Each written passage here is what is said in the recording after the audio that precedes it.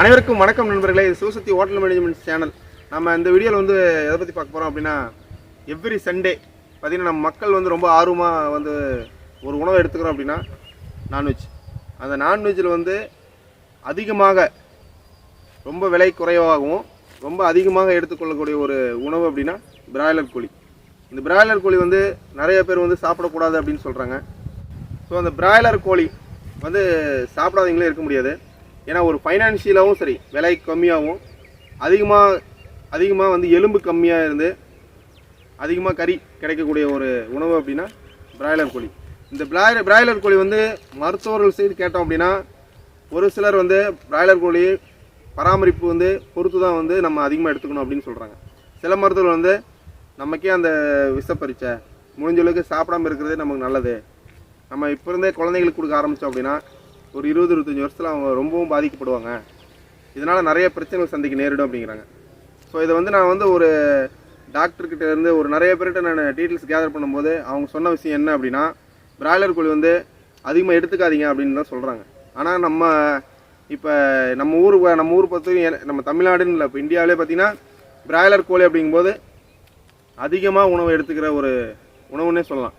Every Sunday ஒவ்வொரு ஞாயிற்றுக்கிழமையும் பார்த்திங்கன்னா அதே மாதிரி பார்த்திங்கன்னா மக்கள் வந்து இப்போ மட்டன் பார்த்திங்கன்னா ஒரு 800 ரூபாயிலேருந்து 1000 ரூபா வரைக்கும் விற்கிது ஒரு கிலோ. இதே பிராய்லர் கோழி பார்த்திங்கன்னா 170 ரூபாயிலேருந்து ஒரு 200 ரூபாய் வரைக்கும் விற்கிது. ஏரியாவை பொறுத்து ஒரு 10 ரூபா 5 ரூபா டிஃப்ரெண்ட் வருது. அப்போ ஒரு கிலோ அப்படிங்கும்போது இப்போ 800 ரூபா மட்டன் வாங்குறீங்க, 4 கிலோ எடுத்தோம்னா பிராய்லர் கோழி அப்போ எவ்வளோ சாப்பிட முடியும் அப்படிங்கிற ஒரு அளவு மெஷர்மெண்ட் வச்சு மக்கள் வந்து விரும்பி சாப்பிட்றாங்க. ஸோ அந்தளவுக்கு வந்து பிராய்லர் கோழி மேலே ரொம்ப விருப்பம் அடைஞ்சு ரேட்டும் கம்மியாக இருக்குது. நம்ம வீட்டில் ஒரு 5 பேர் இருக்கிறாங்கன்னா ஒரு கிலோ வாங்கினா போதும் அப்படிங்கிற ஒரு திங்க் பண்ணி ரேட்டும் கம்மியாக இருக்குது அப்படிங்கிற மாதிரி வந்து பிராய்லர் கோழி வாங்குறாங்க. பட் ஆனால் வந்து பிராய்லர் கோழி சாப்பிட்றதுனால நமக்கு நிறைய பிரச்சனைகள் வருது அப்படிங்கிறது தான் சொல்கிறாங்க. ஸோ அதில் என்னென்ன பிரச்சனைகள் வரும் அப்படிங்கிறத நம்ம இந்த வீடியோவில் சொல்ல போகிறோம். பிராய்லர் கோழி வந்து உணவு நல்லா சுத்தமாக பராமரித்து இப்போ நாட்டுக்கோழி எப்படி வளர்த்துறாங்களோ அதே மாதிரி பிராய்லர் கோழியும் வளர்த்துனாங்க அப்படின்னா நிச்சயமாக பிராய்லர் கோழி சாப்பிட்டாலும் நமக்கு உடம்புல எந்த ஒரு பிரச்சனையும் வராது. ஆனால் எல்லா இடத்துலையும் அந்த மாதிரி பண்ணுறாங்களா அப்படின்னா சொல்ல முடியாது. 100% வந்து கேரண்டடாக வந்து பிராய்லர் கோழி சுத்தமாக பராமரித்து வளர்க்குறாங்க அப்படின்னு சொல்ல முடியாது. இப்போ 90லேருந்து 120 நாள் வளர்கிற ஒரு பிராய்லர் கோழியை ஜஸ்ட்டு ஒரு 40 நாள், ஒரு 35-40 நாள்லேயே வந்து இப்போ டெவலப் பண்ணி அதை வந்து சேல்ஸ் பண்ணிடுறாங்க. ஸோ அந்த மாதிரி இருக்கிற ஒரு இடத்துல தான் நாமளும் நிற்கிறோம். இப்போ எந்த ஒரு இதுலேயும் வந்து கெமிக்கல் இல்லாமல் கிடையாது, எல்லா இடத்துலையுமே வேதிப்பொருட்களை மிக்ஸ் பண்ணி தான் வந்து எல்லாமே டெவலப் பண்ணுறாங்க. இப்போ நம்ம சாப்பிட்ற உணவுப் பொருள் காய்கறியிலேருந்து எல்லாமே பார்த்திங்கன்னா கெமிக்கல்ஸ் ஆட் பண்ணுறாங்க. ஸோ அந்த மாதிரி இருக்கிற ஒரு டிஜிட்டல் இந்தியாவில் நம்ம இருக்கிறோம்.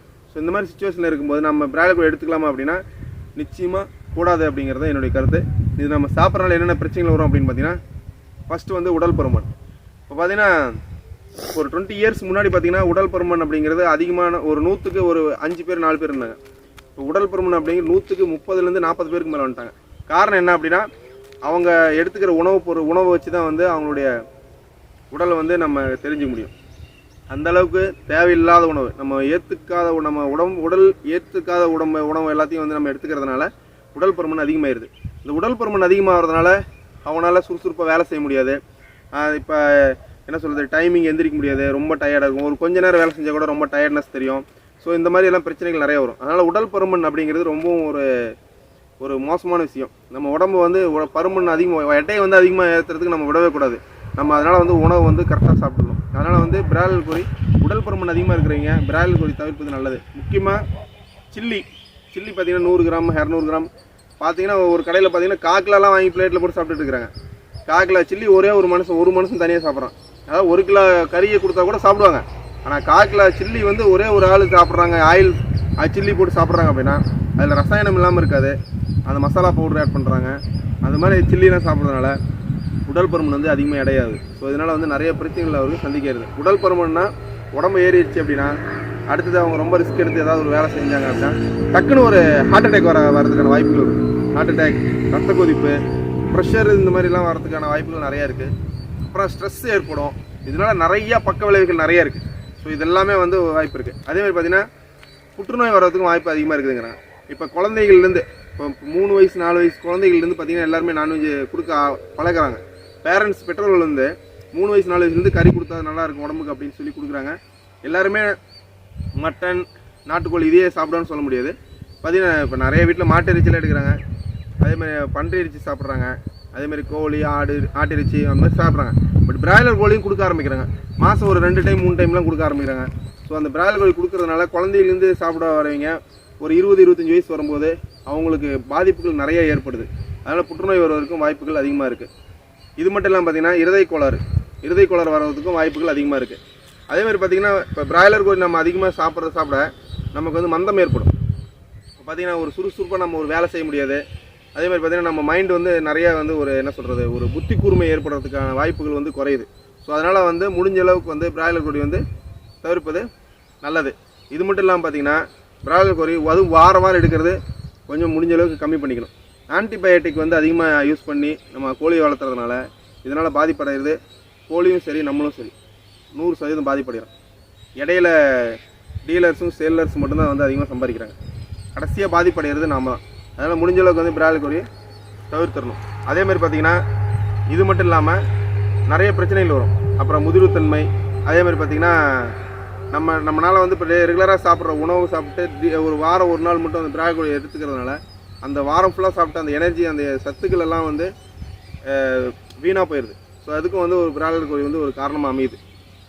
அடுத்ததாக பார்த்திங்கன்னா இப்போ பெண்கள் எல்லாம் பார்த்திங்கன்னா இப்போ முதல்லாம் பார்த்திங்கன்னா ஒரு ஏஜ் அட்டன் பண்ணுறது அப்படிங்கிறத பூப்படைன்னு சொல்லுவாங்க இல்லைங்களா. ஏஜ் அட்டன் பண்ணுறது அப்படிங்கும்போது பார்த்திங்கன்னா ஒரு 15 வயசு 16 வயசுலாம் வந்திருக்கிறாங்க. ஆனால் பார்த்திங்கன்னா இப்போ ஒரு 10 வயசு 11 வயசுலலாம் வந்து ஏஜ் அட்டன் பண்ணிடுறாங்க. இதுக்கெல்லாம் என்ன காரணம் நினைக்கிறீங்க? அவங்க எடுத்துக்கிற உணவு முறை தான். அந்த உணவு முறை வந்து அதிகமாக ஃபாஸ்ட் ஃபுட் எடுத்துக்கிறது, அதிகமாக ஆயில் ஃபுட் எடுத்துக்கிறது, அதாவது ஆயில் ஸ்நாக்ஸ், அதிகமாக ஆயிலில் பொரித்த ஒரு ஸ்நாக்ஸ் அதிகம் எடுத்துக்கிறது. இப்போ போண்டா, பஜ்ஜி, வடை, அப்புறம் சில்லி, ஃபிஷ் ஃப்ரை, இது மாதிரி நிறைய நம்ம எடுத்துக்கிறது. இதெல்லாம் வந்து எடுத்துக்கிறதுனால அவங்க வந்து ஏஜ் அட்டன் பண்ணுறது, ஏஜ் வித்தியாசம் இல்லாமல் முதல்ல 14-15 வயசில் வரவங்க இப்போ ஒரு அதாவது 10th வரப்போ தான் வந்து ஒரு ஏஜ் அட்டன் பண்ணுவாங்க. இப்போ 6th 7th அப்படிங்கும்போதே வந்து ஏஜ் அட்டன் பண்ணிடுறாங்க. அவங்களுக்கு அது என்ன அப்படிங்கிறது கூட தெரியாத ஏஜில் வந்து ஈஸியாக வந்து ஏஜ் அட்டன் பண்ணிடுறாங்க. இதுக்கும் வந்து இந்த பிராய்லர் கோழி வந்து ஒரு காரணமாக அமையுது. அதே மாதிரி பார்த்திங்கன்னா அடுத்தது வந்து ஆண்களின் மலட்டுத்தன்மை. இப்போ இருக்கிற காலத்தில் ரொம்பவும் மிகப்பெரிய ஒரு பிரச்சனை அப்படின்னா ஆண்களுக்கு இருக்குது இந்த மலட்டுத்தன்மை, அதாவது ஆண்மை குறைபாடு. இந்த ஆண்மை குறைபாடு வந்து நிறைய பேருக்கு இருக்குது. இன்னும் கல்யாணம் ஆகி நிறையா வருஷம் 10 வருஷம் 15 வருஷம்லாம் குழந்தை இல்லாதவங்க நிறைய பேர் இருக்கிறாங்க. இன்னும் நிறைய பேர் அவங்க வாழ்க்கையில் பர்சனல் லைஃப்பில் நிறைய கஷ்டப்படுறவங்க இருக்கிறாங்க. ஸோ அதனால் வந்து அவங்க உடனே பிராய்லர் கோழி டெய்லி சாப்பிட்டாங்க அப்படின்னு சொல்ல வரல. பட் பிராய்லர் கோழி எடுக்கிறதுனால நல்ல ஆண்மை இருக்கிறவங்க கூட வந்து ஆண்மை மலட்டுத்தன்மை, அதான் ஆண்களின் மலட்டுத்தன்மை வந்து ஏற்படும். மலட்டுத்தன்மை வருவதற்கு ஒரு காரணமாக அமைகிறதுக்கு இந்த பிராய்லர் கோழியும் ஒன்று. அதனால் முடிஞ்ச அளவுக்கு நம்ம பிராய்லர் கோழி வந்து இளைஞர்கள் தான் வந்து அதிகமாக வந்து சில்லி சாப்பிட்றாங்க. முக்கியமாக ஆல்கஹாலோட சில்லி சாப்பிட்றது நிறைய பேர் இருக்கிறாங்க. ஸோ அந்த ட்ரிங்க்ஸோட சில்லி சாப்பிடும்போது உடல் பருமன் அதிகமாகிடுது.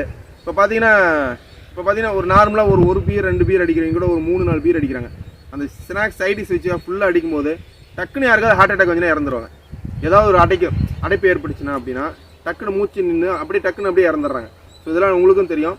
அதனால் முடிஞ்ச அளவுக்கு வந்து ஆயிலில் யூஸ் பண்ணுற சில்லி சாப்பிடாதீங்க. அதேமாதிரி பார்த்தீங்கன்னா மல்ட்டத்தன்மை, இந்த ஆண்மை வந்து குறைபாடு இந்த பிராய்லர் கோழியும் ஒரு காரணமாக இருக்குது. அதனால் முடிஞ்ச அளவுக்கு அதை ரெகுலராக சாப்பிட்டுட்டு இருக்கிறீங்க, கொஞ்சம் கொஞ்சமாக கம்மி பண்ணிங்க. வாரம் டெய்லியும் சில்லி சாப்பிட்றீங்களா இருக்காங்க. இப்போ பார்த்தீங்கன்னா காட்டு வேலைக்கு, கொத்து வேலைக்கு, மேஷன் வேலை, இந்த கட்டட வேலைக்கெலாம் நிறைய பேர் போகிறாங்க. அந்த மாதிரி வேலைக்கு போகிறவங்க வந்து அதிகமாக டெய்லியும் வந்து சில்லி எடுத்துக்கிறாங்க. ஸோ இந்த மாதிரி எடுத்துக்கிறவங்களும் வந்து முடிஞ்ச அளவுக்கு இந்த பிராய்லர் கோழியை தவிர்ப்பது நல்லது. இது மட்டும் இல்லாமல் பார்த்தீங்கன்னா மஞ்சக்காமாலை, அப்புறம் பார்த்தீங்கன்னா கல்லீரல் பிரச்சனை, இந்த மாதிரி ஒரு பிரச்சனைகளும் நிறையா வருவதற்கு வாய்ப்பு இருக்குது. ஆக மொத்தத்தில் நம்ம உடலில் இருக்கிற மேக்ஸிமம் எல்லா பிரச்சனையும் வருவதற்கு இந்த பிராய்லர் கோழி ஒரு காரணமாக அமையுது. இந்த பிராய்லர் கோழி வந்து நான் வந்து சாப்பிட வேண்டாம்னு சொல்ல வரல. ஆனால் முறையாக பராமரிக்கப்பட்டு இருந்தால் நம்ம பிராய்லர் கோழி எடுத்துக்கலாம். இது நம்ம எல்லோரும் தெரிஞ்சு சாப்பிட்றோமா அப்படின்னா கண்டிப்பாக கிடையாது. இது நம்ம என்ன ஆராய்ச்சி பண்ணி சாப்பிட போகிறோம்? கண்டிப்பாக கிடையாது. பிராய்லர் கோழி ரேட்டு கம்மி, 2வது இடம் அதிகம், எலும்பு கம்மி, கறி அதிகம் அப்படிங்கிற ஒரு எண்ணத்தில் வீட்டில் இருக்கவங்க எல்லோரும் சாப்பிட்ணும், நிறையா சாப்பிட்ணுங்கிற ஒரு ஆசையில் நம்ம பிராய்லர் கோழி 1-2 கிலோ கூட நம்ம எடுத்துக்கிறோம். எப்படி எடுத்தால் ஒரு 400 ரூபாய்க்கு மேலே செலவாகுது. ஆனால் ஒரு ஆட்டிறைச்சி எடுத்தோம்னா 800 1000 வருது ஒரு கிலோ. கண்டிப்பாக வீட்டில் இருக்கவங்களுக்கு சாப்பிட்டா பத்தாது. ஸோ அதனால் வந்து அந்த பிராய்லர் கோழி மேலே ஒரு ஆசை வந்து நிறைய பேர் வாங்கி சாப்பிட்றாங்க. பட் இது முடிஞ்ச அளவுக்கு கண்ட்ரோல் பண்ணி நம்ம கம்மி பண்ணிக்கிறது ரொம்ப நல்லது. 2014ஆம் ஆண்டிலே வந்து சிஎஸ்சி, அதாவது அறிவியல் மற்றும் சுற்றுச்சூழல் மையம் வந்து ஆன்டிபயோட்டிக் வந்து அதிகமாக பயன்படுத்துகிறாங்க அந்த பிராய்லர் கோழிக்கு அப்படின்னு சொல்லி அப்பயே வந்து சொல்லியிருக்கிறாங்க. அந்த அமைப்பு சொல்லியிருக்கு. அது மட்டும் இல்லாமல் கொலிஸ்டின் அப்படிங்கிற ஒரு ஆன்டிபயோட்டிக் மருந்து வந்து இந்திய அரசாங்கம் வந்து தடை பண்ணியிருக்குது. ஏன்னா இது அதிகமாக வந்து பிராய்லர் கோழி யூஸ் பண்ணுறாங்க அப்படின்னு சொல்கிறதுனால இது வந்து தடை பண்ணியிருக்கிறாங்க. ஸோ அதனால் முடிஞ்ச அளவுக்கு வந்து அதிகமாக பிராய்லர் கோழி எடுத்துக்காமல் நம்மையும் நம் குடும்பத்தையும் பாதுகாப்போம் என இந்த வீடியோவை சொல்லி முடிக்கிறேன். எங்களுடைய சேனல் நீங்களும் சப்ஸ்கிரைப் பண்ணிங்க, பக்கத்தில் பெல் பட்டனை கிளிக் பண்ணிங்க. நான் மீண்டும் இன்னொரு வீடியோவில் சந்திக்கிறேன். அனைவருக்கும் நன்றி, வணக்கம்.